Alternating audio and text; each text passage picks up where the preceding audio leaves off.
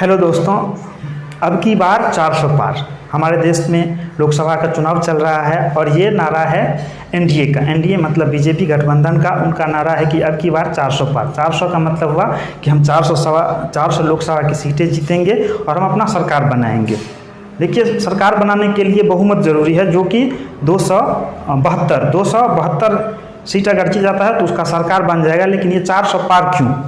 ये अब की बार 400 पार का क्या फंडा है, अब की बार 400 पार का क्या मतलब है, हम आज के वीडियो में जानेंगे। अगर 400 पार हो गया बीजेपी, अगर 400 से अधिक सीटों में उसकी सरकार बन गई तो क्या भारतीय संविधान को बदल दिया जाएगा? यदि बीजेपी 400 सीट जीत जाता है और उसका सरकार बन जाता है तो क्या रिजर्वेशन समाप्त हो जाएगा? क्या भारत हिंदू राष्ट्र बन जाएगा?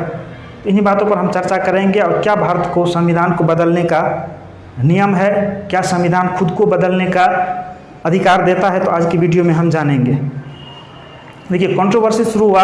तमिलनाडु के एक बीजेपी सांसद है, उन्होंने कहा था कि अगर हमारी सरकार बनता है तो हम संविधान को बदल देंगे। फिर कुछ दिनों के बाद एक बयान आया, जो बीजेपी के विधायक राजस्थान के हैं, उनका बयान आया कि हम भारतीय संविधान को बदल देंगे। तो आप जानेंगे कि क्या भारतीय संविधान को बदलना इतना आसान है।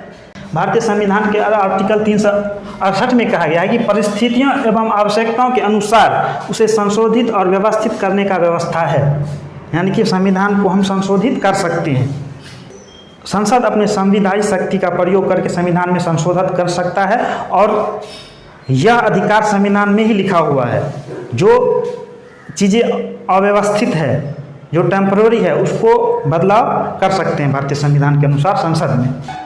अब जानेंगे कि संशोधन की प्रक्रिया क्या है। हम सब जानते हैं कि हमारे संसद का 2 सदन होता है, उच्च सदन होता है राज्यसभा और निम्न सदन होता है लोकसभा। तो लोकसभा या राज्यसभा में कहीं भी ये विधेयक पारित किया जा सकता, विधेयक पेश किया जा सकता है कि संविधान में संशोधन कर। लेकिन पेश तो किया जा सकता है, लेकिन दोनों सदन से अगर पारित होता है तब भारतीय संविधान में संशोधन होगा और उस पर राष्ट्रपति की मंजूरी जरूरी है। राष्ट्रपति का मंजूरी तो हो ही जाता है। राष्ट्रपति इसके लिए न तो अपने पास रख सकता है, न ही पुनर्विचार के लिए वापस भेज सकता है इस विधेयक को। अगर लोकसभा और राज्यसभा के सदस्यों के बीच में मतभेद होता है तो दोनों सदन के संयुक्त बैठक में बैठ करके इसका संशोधन किया जाएगा। संविधान को संशोधन तो कर सकते हैं, लेकिन जो संविधान के बेसिक स्ट्रक्चर है, जो मूलभूत ढांचा है, उसके साथ छेड़छाड़ नहीं किया जाएगा। भारतीय संविधान का जो मूलभूत स्ट्रक्चर है, और ये कथन है सुप्रीम कोर्ट का। एक मामला आया था केशवानंद भारती बनाम केरल सरकार। 24 अप्रैल 1973 को सुप्रीम कोर्ट ने एक ऐतिहासिक फैसला देते हुए निर्णय किया था कि जो भारतीय संविधान के मूलभूत स्ट्रक्चर है, मूलभूत ढांचा है, उसके साथ बदलाव नहीं किया जा सकता है। अब हम जानेंगे संविधान संशोधन की प्रक्रिया। संविधान को संशोधन कब किया जा सकता है और किन विषयों पे किया जा सकता है। तो सबसे पहले संविधान, हम जानते हैं कि हमारे लोकसभा सीट 543 है। संविधान को 3 प्रकार से संशोधित किया जा सकता है। सबसे पहले साधारण बहुमत से। साधारण बहुमत का मतलब हुआ कि जिसके पास सरकार है उसके पास 272 से अधिक संसद होगा। और राज्यसभा में, लोकसभा के लिए 272 और राज्यसभा के लिए 127। अगर यहाँ पर बहुमत मिल जाता है तो ये आसानी से संविधान को संशोधन कर सकता है। इसके बाद होता है विशेष बहुमत। विशेष बहुमत, अब यहाँ पर देखिए, यहाँ पर समझने की ज़रूरत है। भारतीय संविधान को यहाँ पर बदला नहीं जा सकता और बहुत ही कठिन है। ये बहुमत का आंकड़ा जुटाना बहुत ही कठिन है, क्योंकि अगर किसी भी मूलभूत ढांचा को अगर बदलता है तो विशेष बहुमत के साथ लोकसभा के 362 और राज्यसभा के 168 सीटों पर उसको मंजूरी मिलना जरूरी है, तब भारतीय संविधान को संशोधित किया जा सकता है। और कई केस में लोकसभा के 362, कई मामलों में लोकसभा के 362 संसद, राज्यसभा के 162 और भारत के जितने भी राज्य है उससे आधा से अधिक राज्यों में उसका मंजूरी मिलना जरूरी है, तब जाके भारतीय संविधान को संशोधित किया जा सकता है। मैंने शुरू में एक बात कहा था कि क्या रिजर्वेशन को समाप्त किया जा सकता है, क्या आरक्षण को समाप्त किया जा सकता है संविधान में। यही तो संविधान का मेन है कि अगर 400 सीट हो गया तो हम आसानी से ये संशोधन कर सकते हैं। 400 सीट क्यों? आपको एक 272 ही चाहिए या 362 चाहिए? तो ज़रूरी नहीं है कि आप 400 सीट लेकर के ही संशोधन कर सकती हैं। लेकिन जो मूलभूत है, जो मेन है, मूलभूत स्ट्रक्चर का बहुत सारा उसका विषय है, लेकिन एक विषय है, उसका नाम है देश की एकता और अखंडता, देश की एकता और अखंडता, अखंडता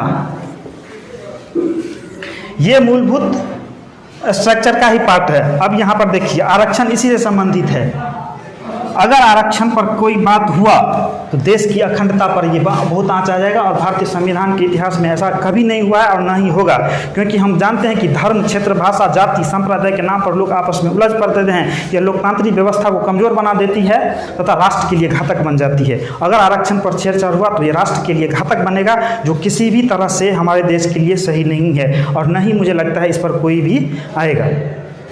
अब दूसरी बात है कि क्या भारत हिंदू राष्ट्र बनेगा? तो हमारे संविधान भारत धर्मनिरपेक्ष राज्य है, हमारा देश धर्मनिरपेक्ष राष्ट्र है कि सभी धर्मों को मानने की आज़ादी देती है। तो कोई एक विशेष धर्म जो चाहेगा इस देश में स्थापित करने के लिए वो असंभव है, क्योंकि यह भारतीय संविधान में ही लिखा हुआ है। आरक्षण को ख़त्म नहीं कर सकता है। आरक्षण की बात ख़त्म करने वाले जो जितने भी विधायक हैं और सांसद हैं, संविधान का 100 और अनुच्छेद का और नहीं जानते हैं, वही लोग संविधान बदलने की बात करते हैं। संविधान किसी के बाप का दिया हुआ नहीं है। भारतीय संविधान में जो नेताओं ने लिखा था वो बहुत ही सोच समझ कर लिखा था, क्योंकि वो जानते थे आने वाले भविष्य में संविधान के साथ छेड़छाड़ होगा। और एक बात हम आपको बताते हैं, ये वीडियो था मैंने बता दिया संविधान संशोधन की प्रक्रिया। सरकार चाहे किसी की भी बने, हम भारतीय संविधान के अनुसार चलेगा। परिणाम जो भी आए हम लोगों को शांति और एकता बनाए रखना है, क्योंकि जो भी सरकार बनेगा हमारे संविधान के हिसाब से ही चलेगा। और हमने आप लोगों को बता दिया था कि संविधान की संशोधन करने की प्रक्रिया बहुत ही कठिन और बहुत ही जटिल है। अगर लोकसभा में 362 सीट जीत भी जाता है तो उसके लिए राज्यसभा में ये आंकड़ा जुटाना बहुत ही मुश्किल होगा। और अगर लोकसभा और राज्यसभा में अगर ये आंकड़ा जुटा ले